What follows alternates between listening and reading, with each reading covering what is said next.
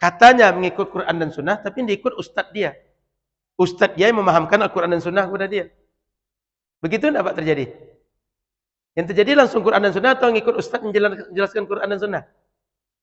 Kan beda kan? Ngikut Quran Sunnah langsung dengan ustadz yang menjelaskan Quran dan Sunnah. Sama atau beda? Beda kan? Kita juga begitu. Jamaah kita juga mengikut ustadz yang menjelaskan pemahaman Quran dan Sunnah. Bedanya nggak analisa Quran Sunnah langsung, tapi sudah analisa instan oleh ulama yang pakar, oleh orang yang sudah diakui oleh para ulama yang lain. Kita tinggal menjelaskan.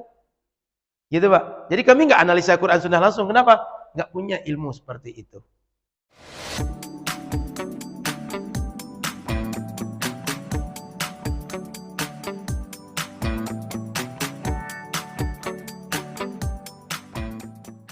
Assalamualaikum warahmatullahi wabarakatuh.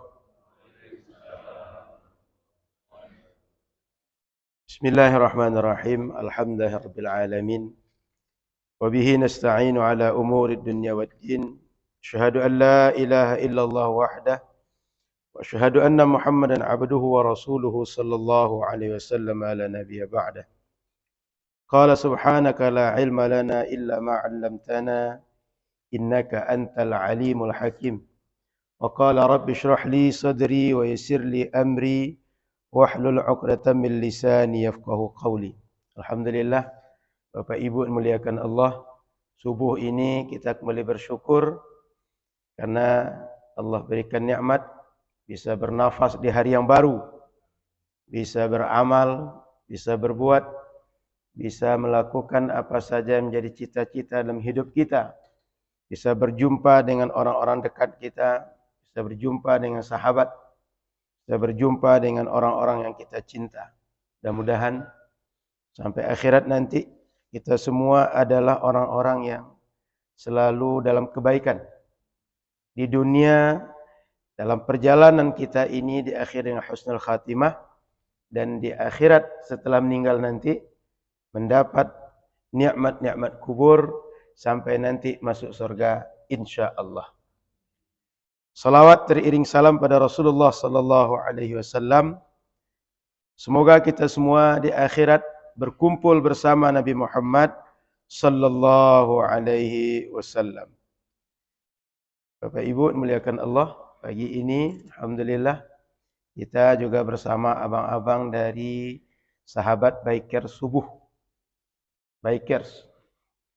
Hobinya berkendaraan, bermotor, tapi bermotornya untuk kajian subuh, bermotornya untuk datang pengajian, bermotornya untuk berbuat kebaikan, untuk berbagi, untuk menghadiri berbagai tabligh akbar dan berbagai yang bersifat syiar agama. Mudah-mudahan Allah Subhanahu wa taala jaga abang-abang ini istiqamah sehingga waktu-waktu subuhnya hidup dengan pengajian, bukan hidup seperti anak-anak muda lain. Dia hidup juga, tapi di jalanan. Hidup juga, tapi di diskotik. Dia hidup juga, tapi nongkrong. Tapi hidupnya dengan pengajian, dengan majlis ta'lim, tabligh akbar, dan kegiatan kebaikan lainnya. Amin. Ya Rabbal Alamin. Baik, Bapak Ibu yang muliakan Allah Subhanahu wa taala. Saya ingin melanjutkan kajian Rabu malam yang pada pagi ini tentang syuf'ah. Tapi sebelum itu saya ingin mereview sedikit tentang fikih dan pengarang kitab Matan Takrib ini. Pertama, dalam hidup kita Bapak Ibu muliakan Allah, tidak ada satupun perbuatan kita kecuali ada hukum syariatnya. Kita berbuat apapun, duduk di majlis ini, itu ada hukum syariatnya. Duduk kita ini apakah wajib, apakah sunnah, mubah, haram, makruh, pasti ada hukumnya. Maka tidak satupun perbuatan kita ini kecuali dihukum oleh syariat. Sehingga tidak ada perbuatan kita bersifat ukhrawi, duniawi. Terbatas nih perbuatan terkait dengan dunia saja, akhirat saja. Tidak. Maka apapun yang kita buat, ada hukum Allah dalam perbuatan kita. Sehingga saya pernah menjelaskan bahwa perbuatan-perbuatan kita ini dihukumi oleh syariat, dikaji secara khusus dalam ilmu bernama ilmu fikih. Nah, sebelum saya masuk ke fikihnya, saya ingin mengulang bahwa semua ajaran syariat pasti sumbernya Al-Quran dan Sunnah. Tidak ada di luar itu. Dan kita disebut menjalankan syariat bila yang kita lakukan sumbernya Quran dan Sunnah. Tapi yang kita buat dalam kehidupan sehari-hari itu ada 3 karakter. Satu adalah berbentuk keyakinan. Tidak nampak perbuatan fisiknya. Di hati saja. Saya yakin Allah itu wujud. Itu enggak nampak dengan apa saya buat. Di hati saya. Yang kedua, perbuatan fisik. Amal. Ini nampak. Tadi kita datang ke masjid. Subuh, solatnya berdiri. Rukuk, sujud, tahiyatul masjid. Semuanya perbuatan nampak. Haji, berangkat kita ke tanah suci, mengeluarkan uang, berangkat ke Arafah, Muzdalifah, dan seterusnya. Lalu ada yang ini patut atau tidak patut, bagus atau tidak bagus. Kalau fikih adalah boleh atau tidak. Ini lebih dari itu. Ini boleh atau tidak di antara hukumnya. Maka setiap apapun ilmu yang kita pelajari, muaranya 3 ini. Menjadi keyakinan kita, perbuatan kita atau amal kita, lalu menjadi akhlak kita. Dan masing-masing ilmu, ini di antara ilmu bernama akidah. Atau kadang kita sebut dengan tauhid. Atau usuluddin dan seterusnya. Ini ilmunya fikih. Ini akhlak atau tasawuf. Belajar tafsir kita, belajar bahasa kita, belajar hadis kita, ujungnya 3 ini. Gak akan lepas dari 3 ini. Maka, kalau kita belajar akidah, ini adalah seakan tafsir dari Al-Quran dan Sunnah dalam ranah keyakinan. Sehingga bila kita sudah mempelajari akidah yang disimpulkan ulama dari Al-Quran dan Sunnah, ini berarti kita sudah mengamalkan Quran dan Sunnah, tapi ranah keyakinan. Dan ketika kita melaksanakan sholat, melaksanakan puasa, berbagai amaliyah yang lain, itu kita sudah melaksanakan Al-Quran dan Sunnah yang disimpulkan ulama dalam kajian fikih. Maka fikih ini jangan pernah diadu dengan Al-Quran dan Sunnah. Kenapa? Fikih adalah hasil kesimpulan kajian terhadap Al-Quran dan Sunnah.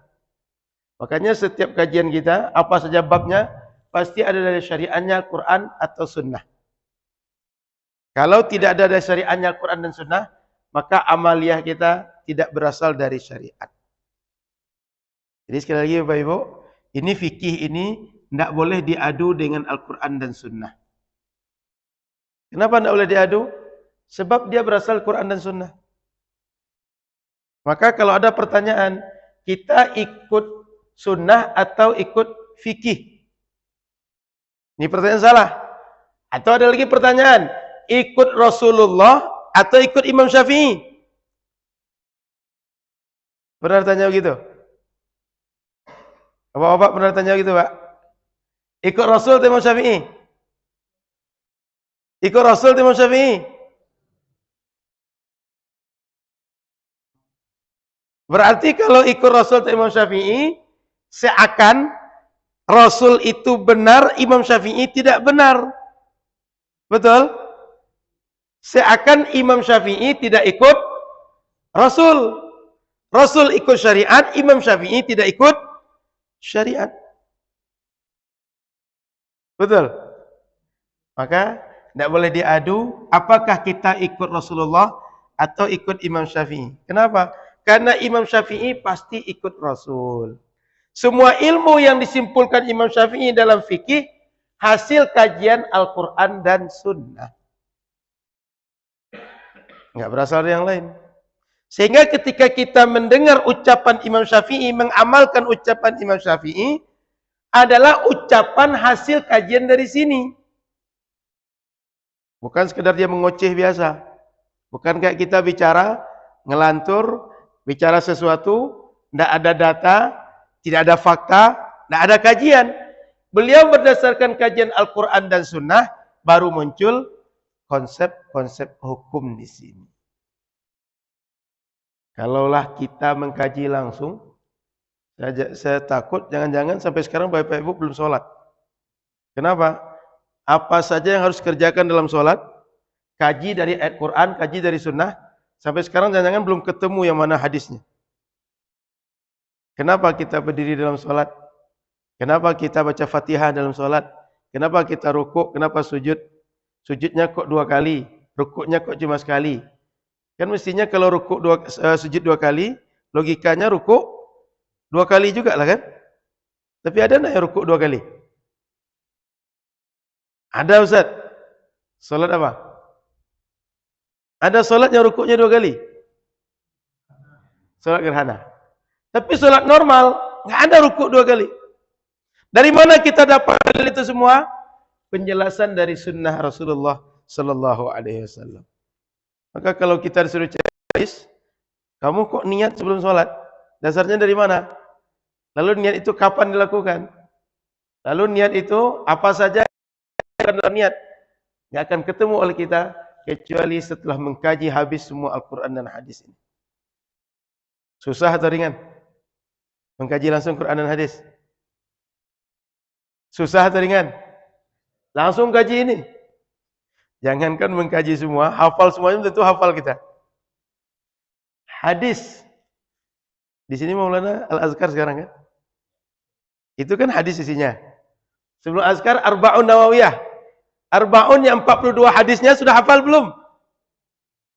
Itu kita belum hafal, apalagi akan mengkaji semua sunnah, lalu mengadu dengan fikih. Maka sekali lagi Bapak Ibu, fikih ini tak boleh diadu dengan Al-Quran dan Sunnah. Kenapa? Fikih ini hasil kajian terhadap Al-Quran dan Sunnah. Begitu juga akhlak. Ini hasil kajian Al-Quran dan Sunnah. Masing-masing ulama mereka sudah berijtihad. Ada keyakinan, ada amaliyah, ada akhlak. Maka tugas kita yang tidak paham langsung kepada kajian ini sehingga menghasilkan kesimpulan-kesimpulan seperti ini, ikut kepada ulama. Karena kalau tidak ikut ulama berarti kita mengamalkan Quran dan Sunnah tidak dengan berdasarkan ilmu. Tidak berdasarkan dengan pengetahuan. Karena orang tidak tahu logikanya masuk akal kalau ikut orang yang tahu. Tapi kalau orang tidak tahu memaksakan mengamalkan yang dia tidak tahu, berarti beramal bukan dengan ilmu. Sementara kita dituntut beramal dengan ilmu. Paham di sini? Jadi tak boleh diadu. Apakah Al-Quran dan Sunnah diadu dengan akidah, fikih diadu dengan Al-Quran dan Sunnah? Tak boleh. Ini berdasarkan dari Al-Quran dan Sunnah. Maka bahasa mudahnya, akidah itu tafsir Al-Quran dan Sunnah dalam ranah keyakinan. Fikih itu tafsir Quran dan Sunnah dalam ranah amaliyah. Tasawuf atau akhlak, tafsiran Al-Quran dan Sunnah dalam ranah akhlak. Ini mesti didudukkan. Karena hari ini sebagian orang mengadu. Mau ikut fikih mazhab Syafi'i atau Quran dan Sunnah. Atau kita diadu. Mau ikut Rasulullah dengan Imam Syafi'i.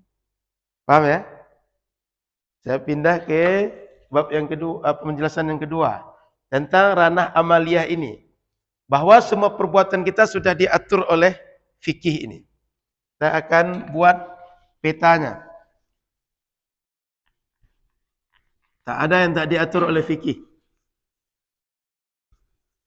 Maka mohon maaf, kita masuk kamar mandi, keluar kamar mandi, perbuatan di kamar mandi diatur oleh fikih. Di kamar kita, di luar kamar, di jalan diatur oleh fikih. Fikih. Secara garis besar, saya pernah buatkan juga di sini. Fikih ini pembahasan besarnya ada 4. Secara garis besar. 1 tentang ibadah yang murni atau dominannya adalah hubungan langsung dengan Allah. Meskipun nanti ada sosialnya di situ. Ibadah yang utama di sini salat, puasa, zakat, haji, termasuk juga nanti kurban, termasuk akikah. Ini yang utama di sini. Kita mau salat. Sebelum salat kita wuduk dulu. Kita taharah dulu. Ketika wuduk dengan apa? Dengan air. Maka pembahasan akan ada pembahasan air. Sehingga setiap kita fikih itu pembahasan pertamanya tentang air. Air apa saja yang boleh dipakai untuk wuduk. Karena air itu ada yang suci, dia mensucikan. Suci, tidak mensucikan. Ada air itu najis dan seterusnya. Lalu masalah air ini pula, ada airnya banyak, ada sikit. Yang banyak boleh pakai atau tidak? Sikit boleh pakai atau tidak? Lalu air yang dipakai tadi itu ada yang mustakmal, ada yang tidak mustakmal. Lalu air tadi ada yang dipanaskan dengan matahari, ada yang tidak. Sehingga bisa mudarat untuk kita. Lalu nanti ketika kita wuduk, selain gunakan air, kita butuh istinja. Kita butuh buang air. Ada adabnya, ada ketentuannya. Ketika itu membersihkan, kadang tak ketemu air. Maka dengan batu, ada istijmar, dan seterusnya.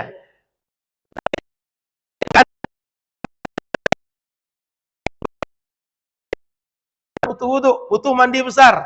Karena mau dan lain-lain. Tentang wudu, tentang mandi, tentang tayamum. Lalu kita bertaharah, kadang-kadang butuh untuk mengusap khuf kita, atau mengusap sepatu, atau mengusap kaos kaki. Maka pembahasan ini ada bab taharahnya, sehingga taharah banyak pembagiannya. Lalu masuk pada solat. Solat ada rukun solat, ada syarat sah solat, ada sunnah solat, ada adab solat. Solat ada wajib, ada sunnah. Solat sunnah banyak juga macamnya. Dikaji semua di sini. Solat ini ada yang jamaah, ada yang tidak jamaah, ada di waktu tertentu, ada waktunya tidak terbatas. Dibahas semua di sini. Maka mulai solat fardu, solat Idul Fitri, Idul Adha, tahiyatul masjid, qabliyah, ba'diyah, solat kusuf, solat segala macam dibahas di sini. Lalu masuk puasa. Zakat. Zakat ini banyak macam, ada zakat mal, ada zakat fitrah, ada zakat pertanian, zakat perdagangan, zakat ternak, semuanya dibahas di sini. Siapa yang menerima zakat? Kapan kita berzakat? Siapa yang mengelola zakat? Apa bentuk zakat? Dibahas di sini. Lalu ada haji. Haji ini banyak juga turunan, dibahas di sini. Selesai kita ibadah dengan Allah, manusia ini dia butuh berhubungan dengan manusia. Maka dia akan melakukan yang namanya jual beli. Atau akad-akad yang merupakan turunan jual beli.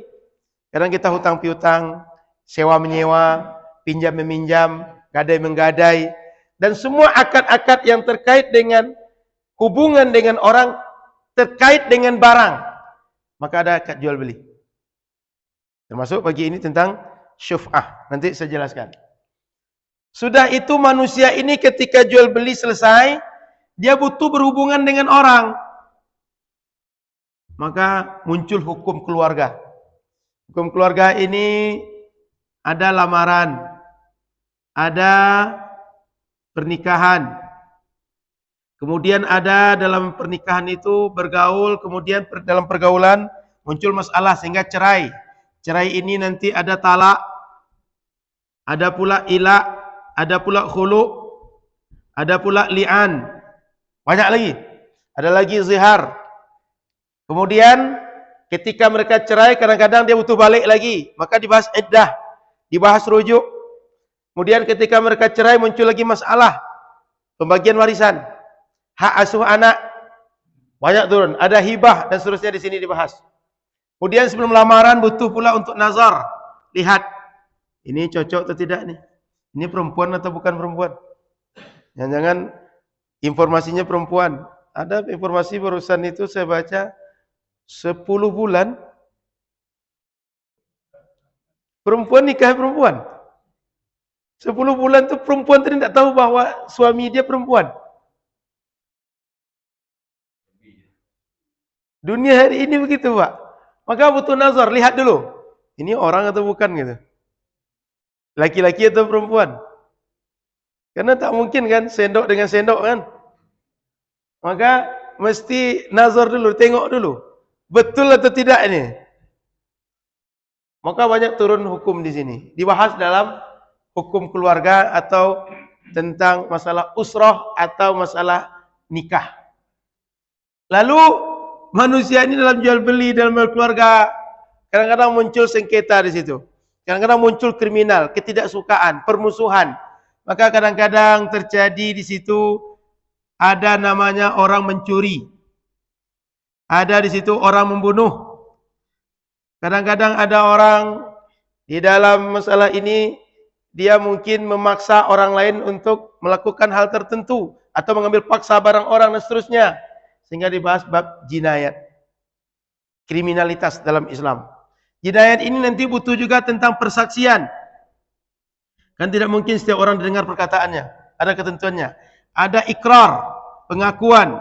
Ada pula nanti tentang siapa orang yang berhak menghukumi masalah. Tentang al-qadha. Siapa si hakim? Apa kriteria hakim? Lalu bagaimana hakim memutuskan masalah?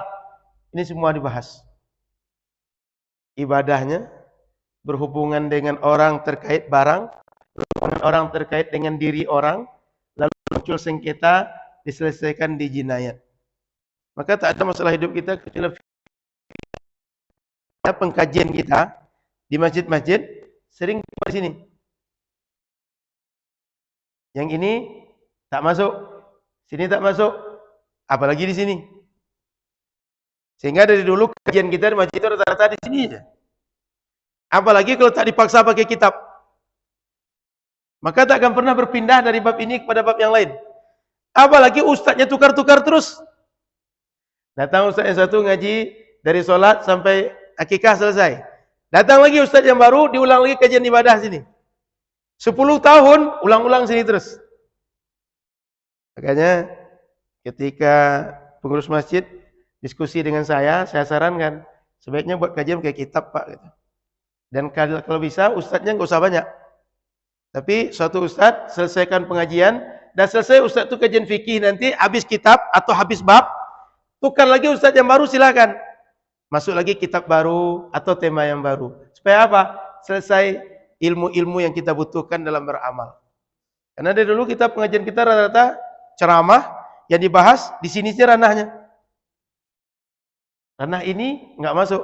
Sehingga Islam ketika jual beli, dia perangi riba. Jangan makan riba. Setiap hari dia akad riba. Tapi dia tahu bahwa itu riba. Kenapa? Karena tak paham. Yang riba yang mana? Setiap hari dia menggunakan kartu kredit. Jangan buat riba segala macam. Di dompetnya 10 kartu kredit. Dalam kartu kredit itu ada terkandung akad riba.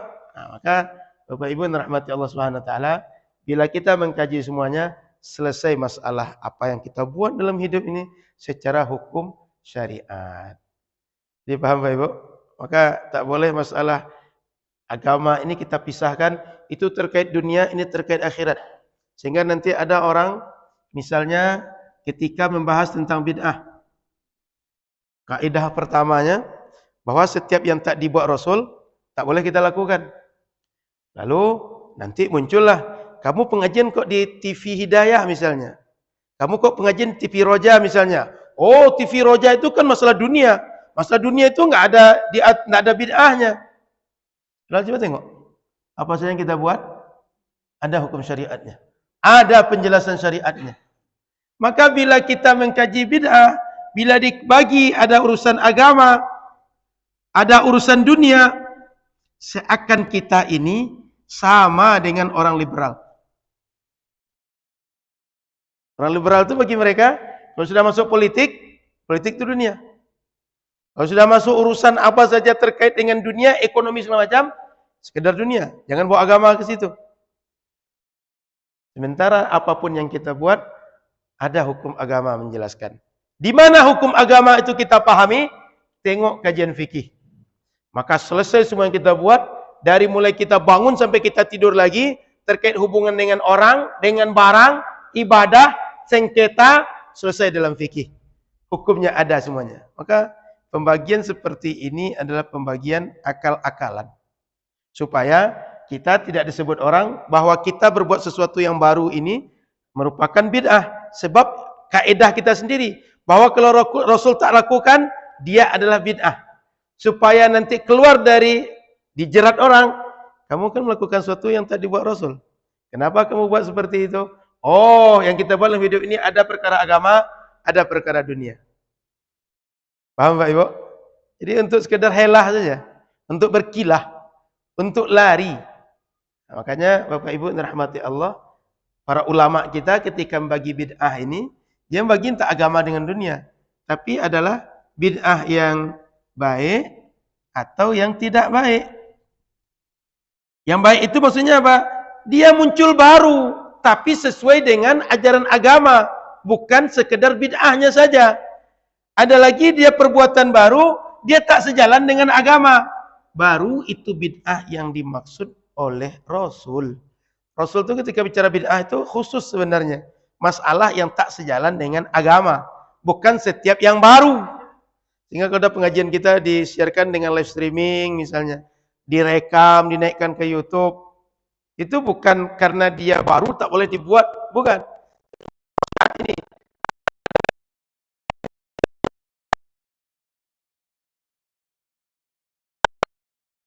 Pengumuman. Nggak pernah zaman Rasul begitu. Tetapi semua itu dia baik, tidak bercampur agama, tidak bertentangan dengan agama. Maka Bapak Ibu, hari ini kita tak lagi menyebut bid'ah itu tidak setiap yang dibuat Rasul adalah bid'ah, bukan begitu. Tapi perkara baru yang dia bertentangan dengan syariat, itulah yang bid'ah itu. Paham Bapak Ibu? Sehingga nanti jangan setiap Rasul nggak pernah buat, kenapa kamu buat? Maka ada orang yang perkarakan habis sholat kenapa? Afdalu zikri la ilaha illallah. Dibantahnya gitu. Rasul nggak pernah buat kata dia. Tapi misalnya ulama Imam Ibn Al-Qayyim Al-Jauziyah yang biasa menjadi rujukannya, kalau dia badannya agak sakit sikit, atau dia mengalami berbagai hal yang secara fisik itu tidak enak, dia bacakan Fatihah, lalu dia minum air atau bacakan Fatihah, dia gosok-gosok badan yang sakit itu. Bertahun-tahun dia alami itu, ternyata mujarab bagi dia. Rasul tidak pernah contohkan begitu. Maka kalau kita buat kaedah bahwa Rasul tak pernah berbuat saja, banyak betul perkara hidup ini tak bisa berkembang. Kenapa? Hidup kita ini amaliyahnya berkembang terus. Perilaku manusia berkembang terus. Alat hidup manusia berkembang terus. Tempat hidup manusia berpindah terus. Dulu orang hidup di kota-kota tertentu saja. Sikit orang, sekarang banyak. Ketika sudah banyak, alat transportasinya berkembang terus. Dulu kita ojek itu cari ke pangkalan, sekarang online. Boleh nggak pesan ojek itu dengan online? Nggak ada akad kita di situ di awal. Sementara boleh jadi kita sudah bayar, sudah potong cashback dan segala macam di situ. Banyak gajiannya, maka muncul kajian semua kontemporer itu jual beli kita dalam masalah fikih muamalat. Sehingga fikih ini atau amaliyah kita ini sampai kiamat nanti bisa dikaji semuanya. Kenapa? Kaedah agamanya ada. Dan setiap permasalahan bisa dikaji dengan tadi dalil Al-Quran dan Sunnah. Hanya saja permasalahan dulu dengan sekarang berkembang terus. Tapi bila ilmunya ada, bisa diturunkan di Al-Quran dan Sunnah. Paham Bapak Ibu? Nah begitu cara peta fikih ini. Saya masuk kepada kitab Matam Al-Ghayah Al-Takrib ini pada penulisnya. Ada satu ingin yang saya maksudkan di situ. Beliau dikenal dengan Imam Abi Syuja', seorang qadhi. Bahasa kita hakim negara. Hakim negara di negeri Basrah dulu beliau. Pada tahun lebih kurang 433 sampai 477. Jadi hakim selama itu. Berapa tahun ya? 44 tahun jadi hakim. Ketika jadi hakim, dia punya gaji, punya uang segala macam, tapi gaji dia itu dibagikan kepada masyarakat banyak. Dibagikan oleh beliau. Sehingga selama dia menjadi qadhi itu, menjadi hakim itu, masyarakat banyak mengenal kebaikan beliau. Kami dulu ada di kampung saya, wali negarinya. Wali negari itu kalau dia panen, itu banyak dibagikan ke orang. Asal dia punya uang dibagikan ke orang. Sehingga kalau kami di kampung itu sampai sekarang masih terkenal nama wali itu. Bukan wali Allah maksudnya seperti sekarang. Wali nagari. Jadi Pak Wali anu itu orang pasti kenal langsung. Karena wali itu semasa hidup sering berbagi. Panen dia bagi ke orang. Atau orang mengadu ke rumah dia, dikasih beras, kasih padi, apa saja butuh dikasih sama dia. Jadi semasa hidup beliau sukses, beliau makmur, beliau punya uang dibagikan. Lalu di usianya sudah mulai agak tua, digunakan hidupnya untuk menjadi garin, di sini sebagai istilah garin Pak ya. Garin masjid. Jadi marbot masjid, membersihkan masjid kerjanya. Dia pergi dari Basrah itu pergi ke Madinah. Di akhir hidupnya. Di Madinah kerja dia membersihkan masjid. Menghidupkan lampu masjid, membuka pintu, buka jendela. Pokoknya perkara masjid, apa saja butuh masjid. Kalau dulu orang air wudhu itu enggak semudah sekarang. Diambilkan, diisi pakai apa namanya? Kendi-kendi itu. Pakai tempat tempayan itu, tempat penampung air. Kayak sekarang mungkin kayak galon lah bahasa kita. Diisikan itu. Masjid Nabawi kerjanya gitu sampai belum meninggal. Selama 160 tahun. Kita sekarang rata-rata umur berapa?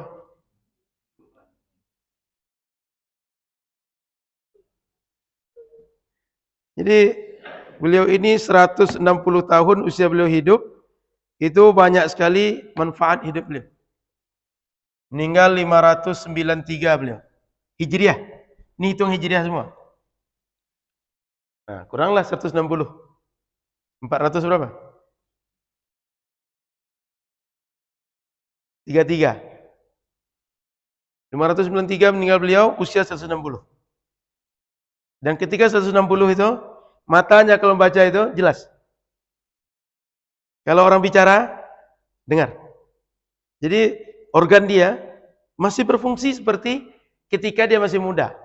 Jalan dia itu enggak pincang, tidak bungkuk, tidak apa istilahnya stroke, enggak begitu. Tangannya, kita kan sudah agak tua tuh ngangkat sesuatu itu kan menggigil gitu kan. Enggak kuat lagi ngangkat sesuatu kan. Beliau enggak. Fisiknya di usia 160 ini masih kokoh. Ditanya orang, kenapa Tuan Imam begitu? Jawaban beliau begini. Ma asaitullaha ta'ala bi'udwin minha. Saya tidak pernah maksiat kepada Allah dengan satu pun anggota badan saya ini. Falamma hafiztuha fis sighari an ma'asillah hafizahallahu fil kibari. Sejak kecil saya tidak pakai badan saya ini, tangan saya, mata saya, telinga saya untuk maksiat kepada Allah. Ketika saya jaga dari kecil dari maksiat sehingga tak buat maksiat dengan badan ini, saat saya tua dijaga oleh Allah. Paham rahasianya? Menjaga badan tidak maksiat. Ketika tua dijaga oleh Allah Subhanahu wa taala. Ini jangankan di akhirat, di dunia saja dijaga oleh Allah. Bayangkan di akhiratnya nanti. 160 usianya, 40 tahunan jadi hakim, kemudian menjadi hakim itu selama itu suka berbagi. Setelah jadi hakim kerjanya membersihkan masjid di Madinah. Kita di semasa tua apa? Sering bingung. Banyak orang kalau sudah tua itu bingung. Dulunya setiap hari ke kantor, sekarang setiap hari nggak lagi ke kantor. Maka banyak yang bingung, dari tua ngapain? Maka saran saya, Bapak Ibu, kalau bisa, di usia masih belum masuk renta, ambillah amaliyah yang bisa membuat Bapak Ibu istiqomah setiap hari. Di antara amaliyah itu kalau metode orang kampung, atau yang selama ini sudah menjadi pengalaman hidup, caranya ambil suluk. Orang suluk itu hidupnya nggak bingung dia. Hatinya hidup terus. Ingatannya hidup terus. Kenapa? Harinya subhanallah, Allah, Allah, alhamdulillah, astagfirullah. Hari-harinya begitu. Baca Quran. Dan saya pernah tanya kepada khalifah yang di Besilam, Dr. Zikmal Fuad. Kata beliau, Ustaz, Orang bersuluk itu sangat mengamalkan sunnah dibanding siapapun. Contoh satu, sepanjang bersuluk selalu dalam keadaan berwuduk. Enggak pernah batal wuduk. Batal wuduk, ambil lagi wuduk. Selama bersuluk, solat 5 waktu berjamaah. Ini pasti berjamaah Ustaz. Kenapa? Ada piket yang bangunkan. Ada piket yang mengingatkan. Sehingga kalau ada orang tidur dibangunkan. Ada yang tidak ikut dicari. Mana dia? Sudah itu, setiap hari menyebut Allah atau berzikir paling minimal Ustaz 5.000. Paling minimal nih, menyebut Allah. Baik dengan redaksi zikir Allah, subhanallah, alhamdulillah, Allahu Akbar, atau yang lain. Berdasarkan zikir masing-masing. Sudah itu, mereka Ustaz tak pernah terbuka aurat. Kecuali di kamar mandi untuk kebutuhan hajat saja. Selain itu enggak terbuka aurat. Sudah itu, selama bersuluk, tidak akan bicara tentang orang. Kenapa? Ini zikir. Salat berjamaah. Selain salat berjamaah, salat sunnah. Dan itu diperhatikan. Kalau bahasa orang kampung itu seperti ayam punya telur dierami. Kalau ayam punya telur dierami, ditinggalkan telur tadi, jadi tidak telur tadi? Tidak jadi. Makanya para mursyid itu rata-rata kalau orang suluk ini diperhatikan betul. Seperti ayam mengerami telur. Makanya orang kalau betul-betul menjalani suluk ini, dan mursyidnya betul-betul merupakan membawa kita kepada Allah, ini terjaga, dan orang tadi akan istiqamah dengan amalia seperti ini. Sehingga Bapak Ibu, coba bayangkan sekedar ini saja contoh, apa betul orang suluk tetap menjalankan sunnah? Menjalankan sunnah. Ini contoh saja. Maka bayangkan kalau 40 hari begini, ini dalam hidup insya Allah sepanjang hidup akan gini terus kerja ini. Apalagi setiap tahun ambil suluk 10 hari misalnya. Yang pertama misalnya 40 hari, 110 hari, 10 hari, setiap tahun 10 hari aja. Maka mereka insya Allah hatinya akan hidup. Kerjanya akan sibuk dengan zikir, sibuk menyebut kebaikan, dan tak sibuk dengan perkara yang tak baik. Tengok hari ini, mohon maaf, orang-orang tua, usia dah 60, dah habis pensiun, kerjanya apa? Nonton HP pula kayak anak muda. Atau buka HP pula kayak anak muda. Orang update status, dia update status juga. Anak muda banyak konten, orang tua tidak banyak konten lagi, kadang isinya curhat ya. Atau diisi lagu-lagu tahun 70-an Pak. Pop 70-an gitu. Kan zamannya beda dengan zaman anak sekarang kan. Hobinya kayak ibu-ibu sekarang itu dulu artisnya Roma Irama misalnya, Evita Mala misalnya. Ya kan Bu? Enggak sama dengan sekarang. Asep Irama dulu.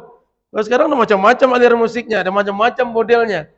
Sudah, kadang-kadang orang tak bernyanyi tapi mulutnya cuma bergerak, tapi muncul irama, muncul nanti saluang segala macam. Maka kalau tak diisi, tak ditanamkan dari sekarang, bingung di hari tua. Beliau ini, coba tengok, jadi hakim. Jadi hakim itu nggak mungkin sembarangan, ilmunya mesti banyak, mesti terus mengkaji. Karena setiap hari orang datang mengadu, Pak Hakim, kami tanah di sana sengketa. Bagaimana menyelesaikannya Pak Hakim? Saya, itu tanah itu milik saya, waris orang tua saya. Ada saksinya, yang sebelah itu masih punya kami juga. Tiba-tiba datang orang menyerobot. Tolong Pak Hakim selesaikan masalah kami. Datang lagi yang baru, Pak Hakim suami saya tadi begini begitu pekerjaan Pak Hakim. Saya tak kuat lagi, pisahkan kami Pak Hakim. Macam-macam pengaduan. Tak mungkin dia tak berilmu semasa jadi hakim ini. Jadi kerjanya mengkaji ilmu, mengajar, menulis kitab. Di hari tua bersihkan masjid. Maka wajar ketika usianya 160, dia dijaga oleh Allah Subhanahu wa ta'ala. Maka ingin saya sampaikan, abang-abang bikers ini ternyata muda. Dan anak-anak kita juga masih banyak yang kecil-kecil. Supaya mereka nanti bisa, mungkin tak usianya 160, tapi bisa mendapatkan keberkahan seperti yang Imam Abi Syuja' ini, kita di sekarang bisa arahkan mereka. Karena mereka enggak tahu. Mereka tidak pandai. Mereka belum pengalaman hidup seperti kita. Kita arahkan dari sekarang. Karena mereka kan anak-anak yang berfikirnya belum bisa berpikir sendiri. Kalau kita arahkan, dia akan berpikir dengan baik. Sehingga dia akan bisa menjalani hidup seperti orang yang menjalani hidupnya dengan mulia. Melahirkan keberkahan. 160, badannya masih berfungsi organ dia. Mata masih tajam, telinga masih kuat, tangan kakinya nggak seperti orang sekarang. Orang sekarang jangan usia 60, 30 ya, mengangkat gelas itu, tangan sudah ini mudah kebas-kebas. Tandanya kalau tidak kolesterol, asam urat. Iya, Bu. Banyak sekarang, Pak. Agak lama sedikit dah gelisah duduk. Kenapa? Sudah kebas-kebas. Sudah nggak nyaman. Begitu agak lama sedikit, berdirinya payah. Nah, maka beliau, Imam Abi Syuja' ini, hidupnya 160 berkah isinya.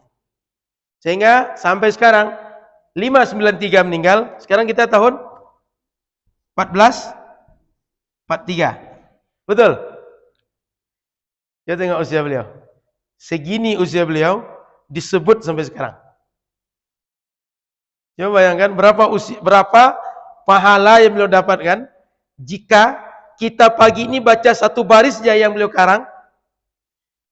Kalau seandainya di kajian kitab ini tidak hanya lakukan di sini, di Pekanbaru misalnya ada 3 saja, berapa pahala untuk beliau? Dan kalau setiap hari satu yang menyebut, sudah berapa hari sampai sekarang nih? Ini kalau kita kurang berapa nih? 950, Pak. Ini masa setelah meninggal nih. Kalau kita kali dengan hari dalam setahun, 360 aja misalnya. Ada berapa banyak? Sehari orang baca satu. Yang satu tadi punya murid pula, ini mohon maaf, saya mendengar dari 50 orang. 50 ini pula mengamalkan nanti. Nah, makanya Bapak Ibu, hidup dengan mulia, hidup dengan kebaikan itu, usia kita akan panjang dengan sebutan kebaikan dan doa dari orang. Maka kalau bisa hidup ini, isinya adalah bagaimana singkat atau panjang tidak ada masalah, tapi isinya kebaikan, isinya taat. Diisi dengan mengaji, diisi dengan mengajarkan, diisi dengan menolong orang. Tak mesti jadi ustaz semua, tak mesti jadi ulama semua. Bisa dengan harta kita berbuat dengan harta, dengan badan kita berbuat dengan badan. Nolong orang dengan badan kita bisa. Atau kita bisa ngasih tahu orang, menunjukkan orang hal yang penting bagi orang. Apa saja dalam hidupnya bisa kita buat baik, semuanya bisa melahirkan keberkahan seperti ini. Saya baru masuk ke babnya. Ini tentang kitab. Tadi tentang hubungan Al-Quran dengan ilmu fikih, akidah, akhlak. Sudah itu kajian tentang fikihnya apa isinya. Sudah itu kitab yang kita pakai dalam fikih ini, siapa pengarangnya, bagaimana hidup pengarangnya. Ada pertanyaan seperti ini? Baru saya masuk kepada bab syuf'ahnya. Ada pertanyaan seputar ini? Silakan kalau ada pertanyaan Bapak Ibu seputar ini. Silakan Pak.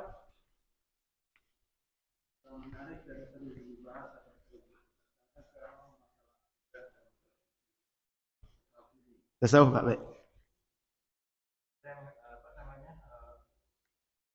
Kalau kita mengikut ya.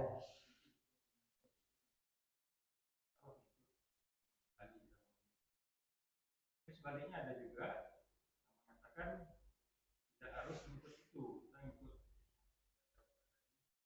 pulang gitu. Dan kalau kita kaitkan dengan satu hadis, masalah ada itu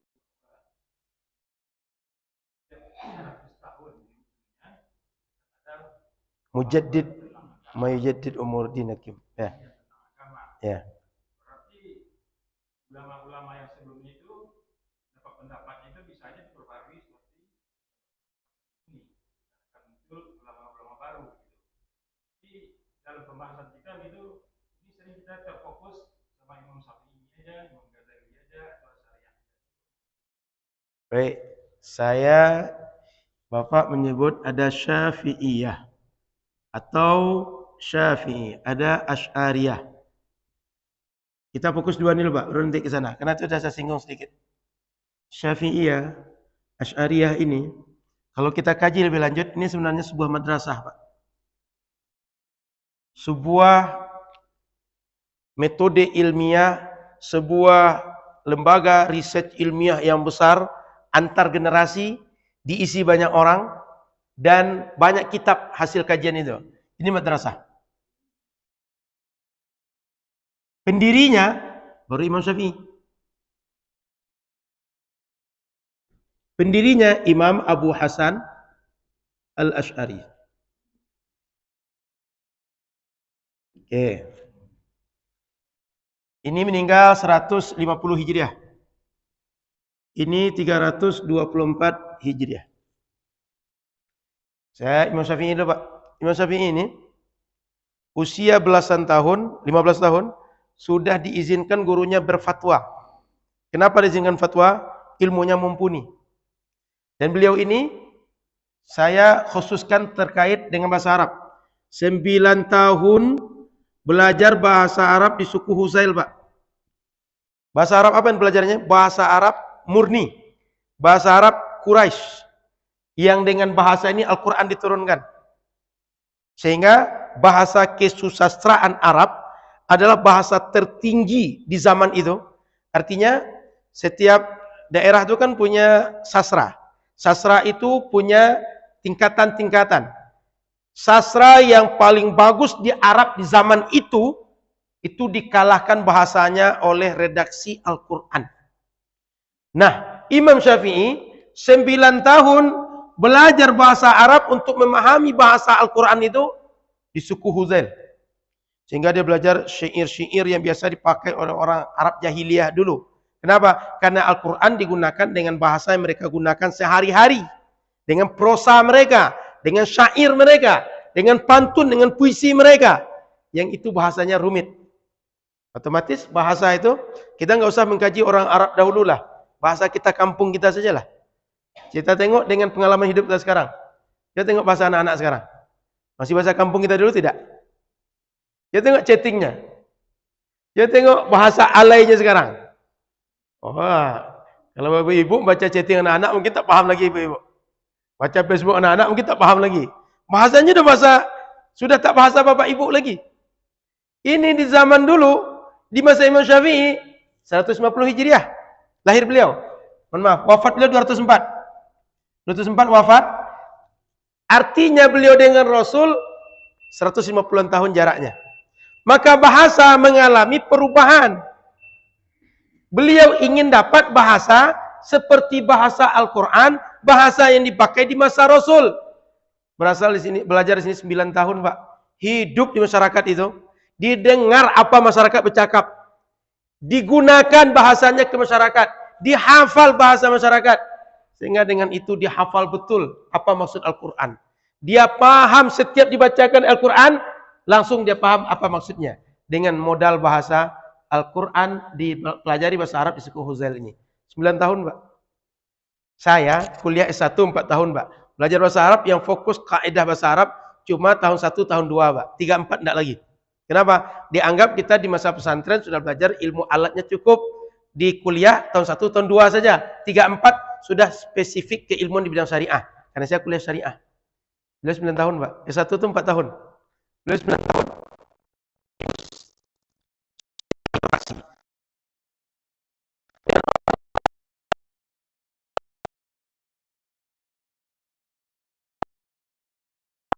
Sehingga kebiasaan masyarakat digunakan istilah bahasa dan kebiasaan itu didapat di sini. Sehingga untuk mempelajari Quran dan Sunnah itu mudah beliau. Dan beliau hadis Nabi, Pak, digelari dengan Nasirus Sunnah. Nah, ini penolong sunnah bahasa kitanya, Pak. Pembela sunnah. Maknanya orang yang sangat paham dengan sunnah. Di zaman beliau lah yang paham dengan sunnah itu. Bahkan maksud dari redaksi setiap Al-Quran dan hadis itu beliau paling paham dibanding ulama yang lain. Kata Imam Ahmad, kalaulah tidak ada Imam Syafi'i, kami tidak akan tahu apa mutlak, apa muqayyad, apa am, apa khas. Karena ayat Al-Quran ini redaksinya kadang umum, kadang khusus, Pak. Kalau tidak kita bisa sinkronkan ilmu dengan pembahasan mutlak muqayyad, wah, kita jangan kira Al-Quran itu bertentangan satu dengan yang lain, kontradiksi satu dengan yang lain. Hadis Nabi jangan kita kira bertentangan satu dengan yang lain. Kenapa? Karena kita tak punya ilmu untuk mendalami redaksional Al-Quran dan hadis itu. Imam Syafi'i pakar itu. Sehingga muncul ilmu beliau yang terkenal sampai sekarang, ada ilmu usul fikih. Kemudian kitabnya kitab Ar-Risalah. Menjelaskan bagaimana memahami Al-Quran, memahami sunnah. Metodenya beliau memunculkan. Lalu beliau sebagai pendiri madrasah ini, Pak. Madrasah beliau dilanjutkan oleh murid-muridnya. Imam Al-Muzani, Imam Al-Buwaiti, lanjut ke bawah. Muncullah para imam setelah itu, ada Imam Nawawi, ada Imam Rafi'i, muncul lagi ke bawah, muncullah banyak imam-imam. Ketika kita mempelajari mazhab Syafi'i ini, kita tak mempelajari tentang pemikiran seorang Imam Syafi'i. Tapi pemikiran Imam Syafi'i yang dipelajari oleh beliau, dipelajari oleh murid beliau, sehingga ijtihad Imam Syafi'i ini dikaji lagi oleh murid-muridnya. Imam Syafi'i ini ada tergelincirnya atau tidak? Setiap ijtihad beliau memenuhi kaidah beliau sendiri atau tidak? Sesuai Quran dan Sunnah menurut kaidah beliau sendiri atau tidak? Lalu ada masalah yang beliau belum bahas, dibahas oleh muridnya. Setiap masa cara hidup berubah terus. Pembahasan itu terus bertambah, Pak. Sehingga bab fikih tentang taharah ini, dulu ada nggak, Pak, kalau orang berwudu itu pakai spray ini? Kan ada orang kalau umrah itu pakai spray itu, Pak. Dia pakai spray, sah nggak udah pakai spray itu? Dulu nggak ada pembahasan, dibahas. Belum lagi kalau haji virtual, Pak. Umrah virtual, dibahas terus gitu, Pak. Jadi ketika kita bicara mazhab Syafi'i, kita tak bicara tentang satu orang, tapi bicara tentang madrasah, tentang sebuah lembaga besar yang didirikan Imam Syafi'i, tapi berbentuknya tidak bentuk bangunan. Bentuknya adalah aliran ilmu, aliran manhaj yang tertulis dalam kitab dan diajarkan dengan lisan ke lisan, bersambung Imam Syafi'i ke muridnya, muridnya. Sehingga yang kita amalkan sekarang itu, Pak, pengajaran, pemahaman Al-Quran dan Sunnah oleh Imam Syafi'i, ditambah oleh murid-murid Imam Syafi'i, terus ke bawah, sehingga tugas kami yang ustadz, yang kiai, yang ulama, yang buya, yang pengajar di masjid dan sekolah itu, meriwayatkan hasil kesimpulan ijtihad Imam Syafi'i, imam-imam mujtahid setelah beliau, untuk disampaikan pada masyarakat, supaya masyarakat paham bagaimana mengamalkan Al-Quran dan Sunnah setelah dikaji oleh orang yang pakar. Jadi gitu, Pak. Ketika kita bicara mazhab Syafi'i, tidak bicara satu orang, tapi bicara ribuan orang, bicara ratusan dan ribuan kitab. Ini matan takrib ini nggak ada hubungan dengan Syafi'i, Pak. Artinya bukan kitab beliau. Kalau kita kaji dalam fikih ini, contoh yang sering menjadi patokan dalam fikih mazhab Syafi'i itu, Imam Syafi'i mengarang kitab, katakan kitab Al-Um. Nanti lanjut ke bawah, ada muridnya Imam Al-Muzani mengarang kitab Mukhtasar misalnya. Imam Muzani ini lanjutkan lagi ke bawah oleh para ulama berikutnya, mengarang kitab, ada Imam Syirazi misalnya kitab At-Tanbih, atau kitab Al-Muhazzab. Muhazzab misalnya, lalu kitab Muhazzab ini dikarang lagi oleh ulama, atau Tanbih ini dikarang lagi oleh ulama, seperti Imam Al-Ghazali, Al-Wajiz, Al-Wasit, banyak karang Imam Al-Ghazali ini. Lalu karang beliau diringkas lagi oleh, atau dijelaskan lagi oleh Imam Rafi'i, ada kitab Al-Muharrar. Al-Muharrar ini karang lagi oleh yang ilmuwan itu, kitab Minhaj At-Talibin. Sehingga di dalam Syafi'i itu, Pak, secara kitab itu ada silsilah sambungannya. Secara sanad keilmuan, si anu belajar ke siapa, nanti nyambung kepada Imam Syafi'i. Imam Syafi'i baru ke atas, gurunya Imam Malik bin Anas. Imam Malik guru kepada siapa? Imam Nafi'. Imam Nafi' siapa? Ibnu Umar. Ibnu Umar pada siapa? Rasulullah di atasnya. Gitu, Pak. Jadi kitabnya ini bisa ditelusuri. Sehingga setiap mazhab itu ada kitab dari imam, turunnya ke siapa? Itu bisa ditelusuri. Setiap mazhab yang 4. Lalu di bawah-bawah ini baru masing-masing punya cabang-cabang nanti. Seperti Al-Minhaj punya syarah. Ada Tuhfatul Muhtad, Nihayatul Muhtad. Di kitab-kitab seperti ini, kemudian nanti ada lagi hasyiahnya, penjelasnya dan seterusnya. Jadi bercabang semua, Pak. Kenapa? Tujuannya menjelaskan ilmu kepada para penuntut ilmu, pada masyarakat yang disesuaikan dengan zaman masing-masing. Karena tidak mungkin ilmu Syafi'i ini sampai sekarang itu terus dijelaskan. Tidak kuat baca Al-Um nih, Pak. Ini bahasanya, bahasa Arab yang beliau ambil dari sini, Pak. Sehingga kalau kita pelajari sekarang, sulit memahami kitab beliau. Maka kalau ada orang sekarang belajar pakai kitab Imam Syafi'i langsung, pakai kitab Al-Um, kitab Ar-Risalah, itu orang tuh kepedean, Pak. Ilmu dia seakan-akan bisa dengan bahasa Imam Syafi'i. Bahasa rumit itu, Pak. Bahasa Arab tingkat tinggi itu. Sehingga untuk memahami itu butuh belajar yang lama. Ilmu bahasa Arab tingkatnya bukan lagi sekedar Apa istilah kalau belajar bahasa itu, Pak? Advance, apa istilahnya? Intermediate, apa istilahnya itu? Orang expert, enggak gitu lagi. Sudah profesor di atas profesor lagi untuk memahami kitab-kitab mereka. Kenapa? Ditulis nggak di zaman sekarang. Di zaman abad kedua, abad ketiga dulu. Sekarang abad ke-15, Pak. Sudah 13 abad jeda kita dengan mereka. Maka bahasanya sudah tak sama lagi apa bahasa yang biasa digunakan. Gitu, Pak. Jadi ketika kita membahas tentang mazhab Syafi'i, itu membahas banyak ulama. Lalu pendapat setiap ulama ini di dalam mazhab dikritisi oleh yang lain. Muncullah banyak kitab. Hasil pendapat itu yang beda-beda tadi adalah pendapat mu'tamad atau pendapat resmi mazhab. Itulah yang kemudian diajarkan masyarakat umum. Sehingga masyarakat umum itu tinggal ini boleh atau tidak? Ini hukumnya apa? Halal, haram. Halalnya apakah wajib? Apakah sunnah? Apakah mubah? Ini apakah haram? Apakah makruh? Itu instan. Kenapa? Mereka tak mengkaji lagi bagaimana Imam Syafi'i menyimpulkan. Dari mana Imam Syafi'i mengambil. Enggak kuat orang awam, Pak. Dia tinggal, saya minum ini boleh minum enggak? Kenapa saya boleh minum? Ini halal untuk kamu. Selesai urusan, Pak. Bagaimana cara gosok gigi? Siwak. Siwak itu apa alatnya? Kalau dulu ada kayu. Kalau di kampung pakai rumput ganto. Kalau ada rumput itu, hari ini pakai sikat. Ini siwak atau tidak? Dapat sunnah atau tidak? Pembahasannya, kalau orang awam dikaji Quran dan sunnah, nggak dapat mereka. Nggak selesai masalah mereka. Jadi gitu, Pak. Jadi kemudian akidah. Kenapa Asy'ariyah? Ini kepada nisbah Imam Abu Hasan al-Asy'ari. Kenapa nisbah pada Imam Abu Hasan al-Asy'ari? Di masa Khalifah Utsman bin Affan, agak banyak muncul riak-riak perpecahan umat ini, Pak. Lalu meninggal beliau, muncullah beberapa, ada namanya sekte Khawarij, Pak. Khawarij. Lalu ada muncul sekte Syiah. Muncul lagi ke depannya ada Murji'ah, Pak. Ini yang awal-awal muncul nih. Setelah itu ada lagi Qadariyah. Ada lagi Jabariyah.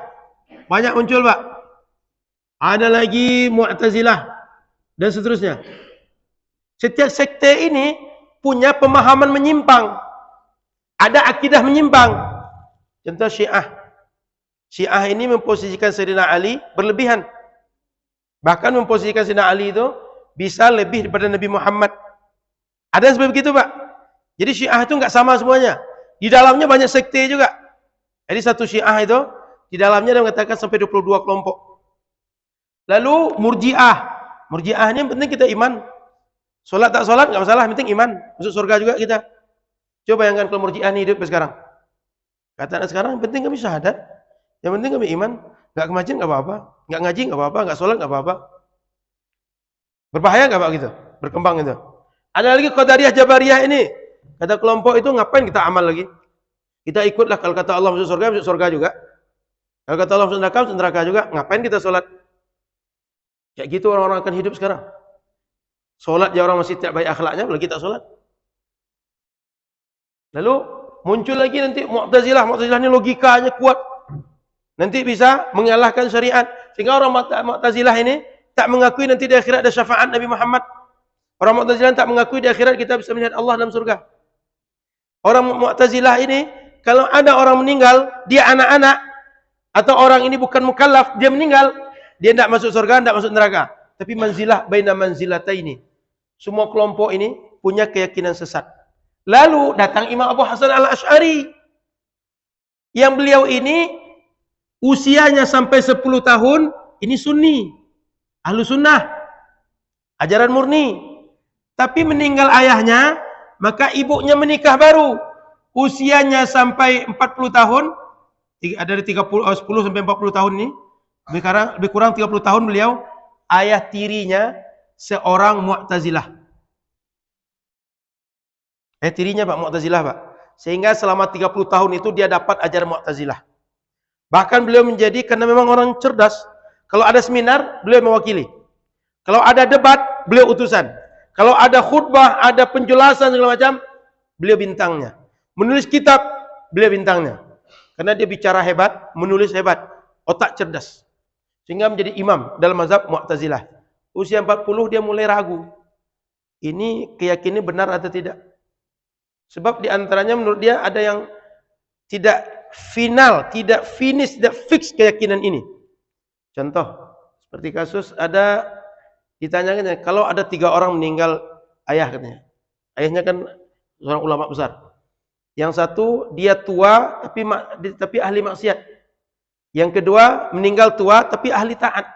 Yang ketiga anak kecil belum balik meninggal. Di mana mereka ketiganya? Kalau yang pertama kata ayahnya masuk neraka karena tua maksiat. Yang kedua dia tua tapi taat, masuk surga. Yang kecil enggak masuk surga, enggak masuk neraka kata dia. Bingung dia. Dia nanti protes pada Allah gimana? Ya Allah, kenapa enggak biarkan saya tua sehingga saya bisa masuk surga seperti bapak nomor 2 tadi?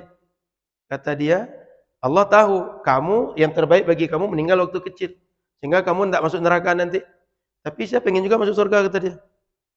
Kalau dikabulkan keinginan dia, kata yang masuk neraka akan bilang juga pada Allah, ya Allah, kenapa matikan saya tua sehingga saya masuk neraka? Kok enggak biarkan saya mati di waktu muda? Itu kalau semuanya bertanya, Pak, repot jawabnya, Pak. Karena ketiganya tempatnya beda. Maka mulai dia meragukan. Oh, ini ada yang tidak beres ini gitu.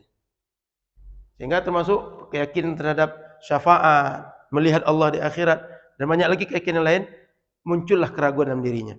Sampai akhirnya di usia 40 ini, di bulan Ramadan, biasanya malam 27 di masjid di Basrah itu, siapapun orang di sana sudah terkenal, malam 27 itu mereka ke masjid semuanya. Hidupkan malam semuanya ramai, mengaji, bertahlil, berzikir, dipimpin oleh ulama. Malam itu beliau ngantuk betul, nggak berangkat ke masjid. Saking ngantuknya dia tidur di rumah. Ya maklumlah kalau udah ngantuk betul kita kan nggak sadar keadaan. Beliau ini ulama yang dipaksa ngantuk oleh Allah. Dalam ngantuk itu tidur bermimpi dengan Rasul. Oleh Rasul suruh tolong sunnahku kata Rasul. Dia bingung. Selama ini merasa sudah memperjuangkan sunnah. Kayak Mu'tazilah Nur dia sudah representasi Islam. Menurut Rasul tolong sunnahku. Berarti ini belum. Berarti masih ada masalah. Sampai dia dalam satu Ramadan itu mimpi 3 kali bertemu Rasul. Suruh oleh Rasul semuanya tolong sunnahku. Sampai dia sempat protes pada Rasul. Masa saya sudah puluhan tahun mendarah daging dalam diri saya, ini yang saya yakini, lalu tiba-tiba saya tinggalkan. Berat bagi saya. Rasul bilang, kamu tidak perlu meninggalkan, tolong sunnahku. Yang sesuai dengan sunnah jalankan, yang tidak, itu aja yang kau tolong. Lalu sampai bermimpi, nanti Rasul bagaimana aku memperjuangkannya, siapa yang akan menolong segala macam? Jalan saja, nanti Allah akan tolong kamu, Allah akan bukakan jalan untuk kamu. 3 kali mimpi, Pak. Keyakinan tadi merasa tidak fix bagi beliau, tidak final bagi beliau, tidak menenangkan beliau. Kemudian mimpi Rasul, akhirnya dia meninggalkan Basrah 2 pekan, 15 hari lebih kurang bahasa kita. Dia merenung. Dia tak bergaul dengan masyarakat. Karena kalau kita masih bergaul dengan orang, itu masih ada pengaruh. Ini jangan-jangan orang tadi takut kita ditinggalkan orang, segala macam. 2 pekan dia tinggalkan, dia renung, dia kaji setiap keyakinan dia periksa dari Al-Quran dan Sunnahnya, dari logika dia. Oh, ini tidak masuk. Maka dia 2 pekan tadi balik lagi ke Basrah. Dia tulis 3 buku kecil menjelaskan akidah dia. Dia balik ke Basrah, dia naik ke atas mimbar, dia di atas mimbar sampaikan, kalian tahu dulu siapa saya? Apa keyakinan saya? Saya dulu mengatakan begini, begitu, segala macam. Hari ini saya tinggalkan semua keyakinan saya. Saya lepaskan. Seperti saya melepaskan baju jubahnya. Bapak Ibu pernah tengok baju jubah para habib itu? Dia tak berkancing. Dalamnya ada jalabiyah, ada gamis itu. Di luarnya ada satu lagi. Itu tak berkancing. Dilepaskan itu, dibuang. Saya seperti melepaskan ini. Lalu dia umumkan taubatnya. Sejak itu, dia kaji semua akidah berdasarkan Al-Quran dan Sunnah, menggabungkan dalil nakli, dalil akli, dan beliau umumkan pada masyarakat. Beliau debat orang-orang Mu'tazilah, beliau ajarkan ilmunya, beliau cari orang-orang tokoh Mu'tazilah tadi, di debatnya, diajarkan semua ilmu menurut konsep yang baru. Lalu para ulama di zaman itu mengatakan, inilah dia konsep akidah Ahlus Sunnah yang diinginkan Rasul itu. Di zaman beliau itu bukan tak ada ulama yang lain, Pak. Banyak ulama lain. Tapi orang tak berani. Kenapa? Mu'tazilah menguasai. Bahkan khalifah di zaman itu, pemikirannya Mu'tazilah. Karena khalifah Mu'tazilah, ulamanya Mu'tazilah, ulama yang bukan Mu'tazilah tersingkir. Beliau muncul dengan keyakinan tak sama dengan keyakinan pemerintah. Maka orang-orang lain mulai menguat. Mulai mengikut caranya. Mulai mensupport beliau. Sehingga muridnya menyebar. Yang waktu itu terkenal ada pengikut mazhab Syafi'i, Maliki, Hanafi, Hambali. Itu mulai dalam akidah mengikut metode beliau. Sehingga metode beliau ini disebut dengan Ahlus Sunnah wal Jamaah. Sebelumnya nggak ada istilah Ahlus Sunnah itu, Pak. Yang lain itu karena muncul kelompok ini semuanya disebut dengan Ahlul Bid'ah. Untuk melawan ini muncul Imam Abu Hasan Al-Asy'ari tadi. Disebutlah beliau dengan Ahlus Sunnah. Sejak saat beliau sampai hari ini kalau ada kitab kuning atau kitab yang dikarang disebut Ahlus Sunnah, keyakinan beliau. Imam Ahlus Sunnah disebut beliau. Sampai sekarang. Di kitab-kitab yang merupakan kitab representasi dalam akidah itu disebut dengan Imam Ahlus Sunnah, itu beliau. Jadi beliau ini Pak, ulama di masa 10 tahun ini sudah hafal Quran, sudah mengaji hadis, sudah mengaji fikih, usul fikih. Hanya saja nasibnya karena bergaul dengan hidup dengan bapak Mu'tazilah, Sunni tadi menjadi terkontaminasi dengan Mu'tazilah sehingga menjadi matang keilmuan di Mu'tazilah. Tapi itu rupanya hikmah, Pak. Dengan dia menguasai Mu'tazilah selama 30 tahun tadi, dia mudah menghantam Mu'tazilah, dia menguasai negara sehingga Mu'tazilah itu tumbang. Sekarang kita tak mengenal lagi nama Mu'tazilah. Berkat beliau dan para murid beliau. Buku-bukunya terkenal sampai sekarang. Nah, buku-buku beliau itu dikarang. Kemudian mungkin Bapak dapat klaim bahwa beliau ini taubat. Enggak ada, Pak. Beliau setelah taubat ini enggak ada lagi taubat. Taubat beliau cuma sekali. Awalnya Sunni, masuk Mu'tazilah, lalu taubat. Setelah itu enggak ada lagi taubatnya. Kalau Bapak dapat informasi, kita bisa perbandingkan, Pak. Ini mohon maaf pagi ini agak lama sedikit. Karena ada pertanyaan yang ini butuh panjang. Kan belum tentu terulang pekan depan kan? Saya tak ada kajian subuh di sini. Jadi sekali ini kita gunakan. Sebab sarapan belum datang, Pak. Bentar lagi Bang Zul datang. Kalau udah datang dia dingin. Cuma Bang Zul belum datang. Tak nampak di sini. Jadi misalnya Imam Abu Hasan itu, Pak, dalam konsep Ahlus Sunnah meyakini beliau itu pertama Sunni, Pak. Seperti yang saya cerita 10 tahun tadi. Yang kedua Mu'tazilah. Tapi muncul belakangan klaim Imam Ibn Taimiyah dan murid-muridnya, Ibnu Katsir, Ibnu Qayyim, bahwa beliau ini awalnya Sunni, Mu'tazilah, Kullabiyah, sudah itu Salaf atau Sunni dalam versi Ibnu Taimiyah. Pernah Bapak dengar istilah ini? Fase begini? Tapi Bapak boleh cari, tidak ada yang mengatakan beliau setelah 40 tahun tadi taubat sekali lagi. Enggak akan ketemu murid mengatakan gitu. Enggak akan ketemu karangan yang mengatakan beliau taubat lagi. Ini munculnya tahun berapa? Imam Ibnu Taimiyah meninggal 728, Pak. Beliau meninggal 324. Jauh atau dekat nih? 400-an tahun. Kira-kira informasinya valid atau tidak nih? Pasti nggak valid. Jauh kok. Dari tahun ini nampak, Pak ya. Muncul klaim ini di sini. Boleh dicari ini. Boleh cari datanya. Klaim ini dari sini munculnya. Sehingga orang mengatakan beliau taubat itu cuma tokoh ini. Dan itu yang dilanjutkan oleh kawan-kawan kita yang salafi sekarang. Klaim yang ini. Fakta hidupnya cuma ini. Sunni, Mu'tazilah, lalu balik lagi kepada Sunni. Setelah ini nggak ada lagi taubat beliau selama jam. Lalu kenapa ada muncul klaim Kullabiyah, kemudian ada Salaf seperti yang diklaim sekarang itu? Perkaranya kitab Al-Ibanah. Betul, Pak? Pernah dengar kitab Al-Ibanah ini? Al-Ibanah ini dianggap sama dengan keyakinan kawan Salafi. Begitu klaimnya begitu. Sementara kalau kita jujur, di masa beliau Imam Abu Hasan Al-Asy'ari itu ulama Sunni banyak. Cuma ulama Sunni lain enggak berani berbunyi. Kenapa? Karena keyakinan mereka bertentangan dengan cara berfikir negara, yaitu Mu'tazilah tadi. Sehingga enggak muncul. Maka kitab ulama yang lain belum nampak. Ulama yang lain menyuarakan Ahlus Sunnah enggak nampak. Sehingga kesannya di zaman itu yang Ahlus Sunnah hanya Imam Ahmad. Yang lain enggak disebut dengan Ahlus Sunnah. Imam Ahmad ini memang berani dia menantang. Sehingga dia berani dipenjara. Sampai 3 khalifah yang penjara beliau. Lebih kurang 17 tahun itu hidupnya dalam penjara Imam Ahmad itu. 17 tahun dalam penjara, Pak. Itu imam ulama besar. Maka beliau ketika mengarang kitab Al-Ibanah, Imam Ahmad, Imam Ahlus Sunnah yang 17 tahun di penjara ini, beliau ingin mengatakan bahwa kitab yang saya karang ini adalah kitab yang sejalan dengan Imam Ahmad. Kenapa? Supaya orang tahu bahwa akidahnya Ahlus Sunnah seperti imam yang itu. Kan bagi kita sekarang kalau sebut saya Ahlus Sunnah, orang bingung Ahlus Sunnah seperti siapa?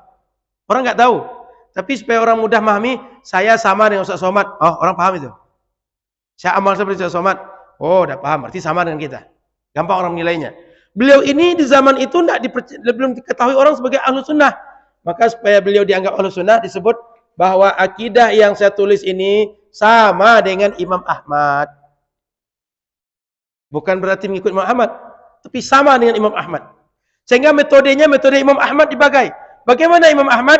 Imam Ahmad ini dia tidak bicara kecuali dengan hadis. Ada riwayat dengan riwayat. Ada hadis dengan bahasa hadis. Dan menggunakan dalil akli. Beliau ada dalil akli, ada dalil nakli. Sehingga dalam kitab Al-Ibanah ini, itu rata-rata isinya teks, nas. Bagaimana redaksi Al-Quran, ya begitu diungkapkan. Bagaimana redaksi hadis, dengan itu diungkapkan. Sehingga ketika mengarang kitab Al-Ibanah ini, dalil akli secara logika berpikir dengan nalar, itu enggak terlalu menonjol di situ. Kenapa? Karena beliau ingin menulis kitab dengan versi cara atau model orang-orang yang caranya seperti Imam Ahmad. Sementara kitab yang lain itu ada dalil nakli, ada dalil akli. Ini soal corak penulisan, Pak. Sebab manusia ini banyak segmen. Ada orang suka dengan teks nas-nas saja. Ada orang dengan dalil nakli, dengan akli baru dia bisa terima. Kalau ini dengan nas dia cukup. Ditulis untuk itu, Pak. Kemudian ketika beliau tulis kitabnya, itu kitabnya nggak ada keyakinan sama dengan Salafi sekarang. Salafi saja yang merasa sama dengan keyakinan ini. Nggak ada yang sama, Pak. Beliau cuma menggunakan bahasa Al-Quran, bahasa hadis. Tapi keyakinan beliau, satu kita mesti bedakan. Ada nas atau teks. Yang kedua, maksud dari nas. Ini dua hal yang berbeda, Pak. Contoh, Ar-Rahmanu 'alal 'arsy istawa. Istiwa itu redaksi Al-Qur'an. Tapi maksud dari istiwa itu apa? Baru berbeda kita, Pak. Perlu dipahami bahwa Asy'ari ini, Pak, yakin istiwa, Pak, berdasarkan apa? Nas. Sama dengan Salafi.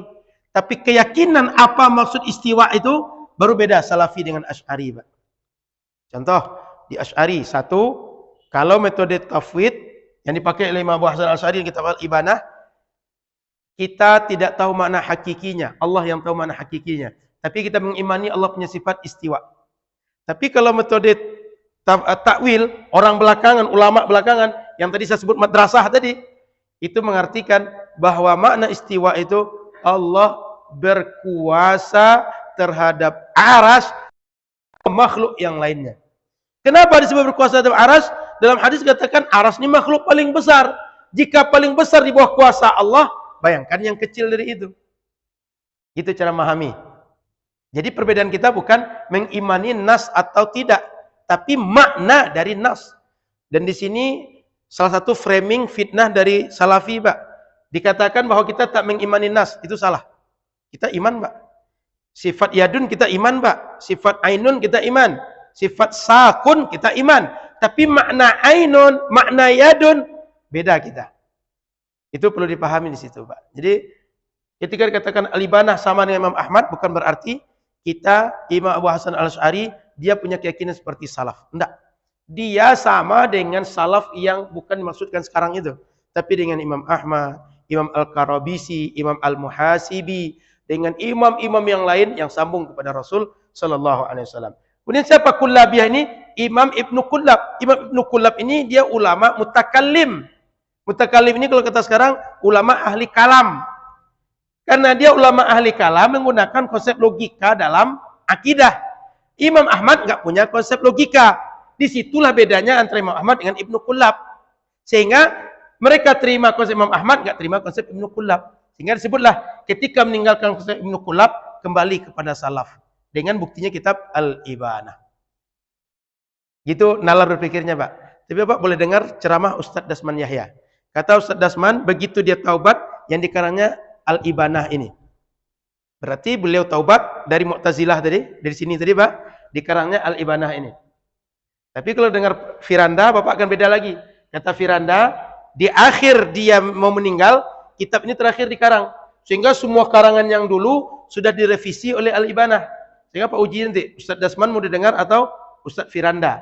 Karena kalau kata Dasman, taubat di Mu'tazilah. Kalau kata Firanda, akhir hayatnya kitab Al-Ibanah. Kalau dia dikarang setelah taubat di Mu'tazilah, berarti kitab ini masih bisa direvisi oleh kitab yang lain. Kalau dianggap kitab terakhir, ini klaimnya berbeda sama dengan Imam Ahmad dan mereka sama dengan Imam Ahmad. Sementara ini perlu diyakini bahwa metodenya sama dengan Imam Ahmad, keyakinannya sama dengan Imam Ahmad, cuma cara memaparkannya tidak sama dengan metode Imam Ahmad. Gitu Pak. Paham di sini Pak? Sehingga memahami Al-Quran dan Sunnah, semuanya Quran dan Sunnah Pak. Cuma melalui orang yang paham Quran dan Sunnah. Jadi kita tidak alergi Pak, ngikut Quran Sunnah itu nggak alergi kita. Cuma yang alerginya adalah katanya mengikut Quran dan Sunnah, tapi diikut ustadz dia. Ustadz dia yang memahamkan Al-Quran dan Sunnah kepada dia. Begitu tidak Pak terjadi? Yang terjadi langsung Quran dan Sunnah atau ngikut ustadz menjelaskan Quran dan Sunnah? Kan beda kan? Ngikut Quran Sunnah langsung dengan ustadz yang menjelaskan Quran dan Sunnah. Sama atau beda? Beda kan? Kita juga begitu. Jamaah kita juga mengikut ustadz yang menjelaskan pemahaman Quran dan Sunnah. Bedanya nggak analisa Quran Sunnah langsung, tapi sudah analisa instan oleh ulama yang pakar, oleh orang yang sudah diakui oleh para ulama yang lain. Kita tinggal menjelaskan. Gitu Pak. Jadi kami nggak analisa Quran Sunnah langsung. Kenapa? Nggak punya ilmu seperti itu. Sudah Pak? Makanya Bapak Ibu jangan terkecoh dulu. Bapak itu sesuai Quran sesuai dengan Sunnah. Dia Quran dan Sunnah, kita nggak Quran Sunnah. Jangan terkecoh dulu. Jangan-jangan dia nggak punya bekal seperti Imam Syafi'i di suku Huzail tadi. Dia sudah memaksakan diri memahami Quran dan Sunnah. Sehingga Bapak sekarang mungkin dengar. Rasul saja diancam kalau Rasul berbuat bid'ah, dia pasti akan dimarahi oleh Allah. Masuk akal Rasul buat bid'ah? Sumber agama itu dari beliau. Sunnah itu dari beliau. Sunnah itu bertentangan dengan bid'ah. Masa sumber sunnah, sumber bid'ah? Kontradiksi kan? Gak masuk akal kan? Logikanya sumber sunnah, sumber bid'ah dua yang berbeda. Sumber bid'ah dimunculkan oleh yang lain, bukan sumber sunnah. Begitu Pak. Sementara sekarang di frame, kalau Rasul buat bid'ah, Allah akan marah. Masuk akal Rasul buat bid'ah? Dari mana muncul pemahaman itu? Karena tak punya alat untuk memahami Quran dan Sunnah Pak. Mohon maaf, ada yang sangat viral kemarin itu. Perempuan haram pakai bra. Udah dengar nggak Pak? Mohon maaf Pak. Pakai haram perempuan, mohon maaf, pakai bra Pak. Itu viral kemarin. Muncul meme-nya. Akhirnya minta maaf orang yang nulis itu. Dia salah memahami perkataan ulama, kata dia. Itu gara-gara apa Pak? Metode berpikir ini telah dirubah. Kita langsung Quran dan Sunnah. Dia tak punya alat. Sehingga muncul fatwa aneh-aneh. Gitu kira-kira Pak. Baik. Kita kesimpulan juga bahwa Imam Syafi'i adalah tokoh pembaharu kan? Ya. Ya. Baik. Karena Asy'ari tokoh pembaharu abad ketiga. Ya. Juga di situ. Imam Ghazali pembaharu di abad kelima. Ya. Jadi Baik. semua itu ada relatif urutannya pembaharu gitu tadi. Baik. Apa pertanyaannya yang pembaharu terakhir itu sekarang zaman sekarang siapa gitu setelah orang-orang ini? Baik. Muncul gitu. Karena kita masih berkutat tidak dimunculkan atau dipertentangkan gitu. Dia kan tidak mungkin kita menilai siapa yang cocok disebut yang dimaksudkan hadis kecuali orangnya hidup semua Pak. Maka bisa jadi pendukung ulama yang saya sepakati, contoh misalnya anggaplah Syekh Mulyono misalnya, yang lain Syekh Irzawadi misalnya, itu yang kelompok mengatakan ini menjadid, yang lain ini menjadid, akan begitu muncul Pak. Dari mana muncul kita ketahui bahwa abad ke-1 si Anu, abad ke-2 si Anu, ke-3 si Anu, itu ulama belakangan yang nulis Pak. Sehingga siapa ulama mujadid abad ini? Ulama setelah kita yang akan menyimpulkan. Generasi setelah kita yang akan menyimpulkan. Begitu Pak. Jangankan yang sekarang, yang abad sebelum kita aja, ulama nggak sepakat siapa mujadidnya. Kenapa? Karena itu adalah Rasul nggak mendefinisikan siapa orang.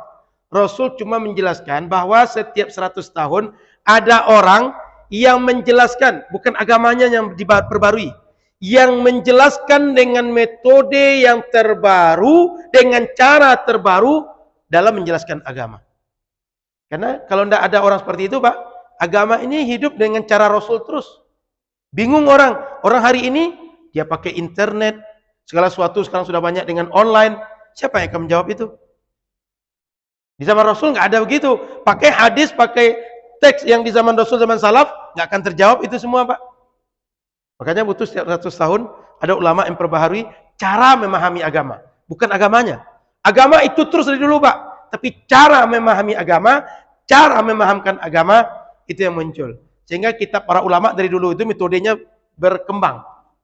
Cara mengungkapkan usul fikih itu, Pak, kitab Arisalah itu misalnya, bila kita runut ke bawah, ada metode mutakallim, ada metode ahnaf. Ahnaf itu metode Imam Abu Hanifah, ada metode ulama selain Imam Abu Hanifah. Di bawahnya lagi ada metode al-jam'u, menggabungkan keduanya. Itu tentang metodenya baru, Pak. Jadi siapa orangnya? Wallahu a'lam. Setiap 100 tahun itu siapa orangnya? Wallahu a'lam. Tapi ada berapa periode yang disepakati ulama. Termasuk Imam Suyuti disepakati sebagai mujaddid, Pak. Maka Bapak Ibu rahmati Allah Subhanahu wa taala, ketika memperbaharui itu maksudnya bukan perkara agamanya, tapi metodenya. Sehingga ijtihad yang dulu itu enggak otomatis dibatalkan oleh yang belakangan, tapi metode memahamkannya yang terus berkembang. Begitu, Pak. Wallahu a'lam. Mudah-mudahan bermanfaat. Belum jadi saya masuk ke kitab. Maksudnya tadi menjelaskan kitab, Pak. Tapi ini pengantar. Kenapa saya buka pengantar ini? Agar yang belum hadir selama ini atau yang mungkin sekali ini hadir, dia punya pemikiran umum tentang kenapa kita pelajari kitab ini. Nah, itu maksud saya membahas pagi ini. Sebab saya kan Rabu malam biasanya. Nah, mumpung pagi ini mengganti Ustaz Mawardi, waktunya agak panjang, saya bahas di pemikiran umum. Tadi juga informasinya kuliah umum. Maka yang umum dulu baru yang khusus. Nah, jadi mudah-mudahan manfaat. Insyaallah kita sambung di Rabu malam. Karena kita di sini insyaallah setiap Rabu malam kitab Matan Rihat Takrib. Besok ini bab syuf'ah. Syuf'ah itu kalau kita punya rumah ini berdua, lalu yang pemilik satu lagi dia jual milik dia ke orang lain. Yang satu lagi otomatis kan milik dia akan berganti dengan pemilik baru. Nanti akan muncul masalah. Ini dinding masih bisa tidak dinding yang sama aja kita pakai atau butuh dinding baru? Kalau pintu masih bisa pintu yang sama masuk atau butuh buat pintu yang baru? Sehingga pemilik lama ini dia berhak untuk menguasai atau dia membeli paksa barang yang dijual kepada orang lain ini supaya dia pemilik keseluruhan. Kenapa? Akan muncul banyak masalah kalau dijual ke orang baru. Itu kita bahas dalam Rabu akan datang insyaallah. Terima kasih. Maaf salah dan kurang. Terima kasih abang-abang sahabat Baikar Subuh. Mudah-mudahan abang-abang istiqomah. Kita doakan. Ini ada pekan baru, ada luar pekan baru, Pak. Meskipun sedikit tapi sedikit nilainya banyak. Daripada banyak nilainya sedikit. Mending yang sedikit tapi nilainya banyak. Insyaallah siar akan hidup terus. Semoga manfaat hidup kita di dunia dan di akhirat sehingga kita semua orang-orang yang berbahagia. Generasi kita juga menurut kita insyaallah. Subhanakallahumma bihamdika asyhadu an la ilaha illa anta astaghfiruka wa atubu ilaika. Assalamualaikum warahmatullahi wabarakatuh.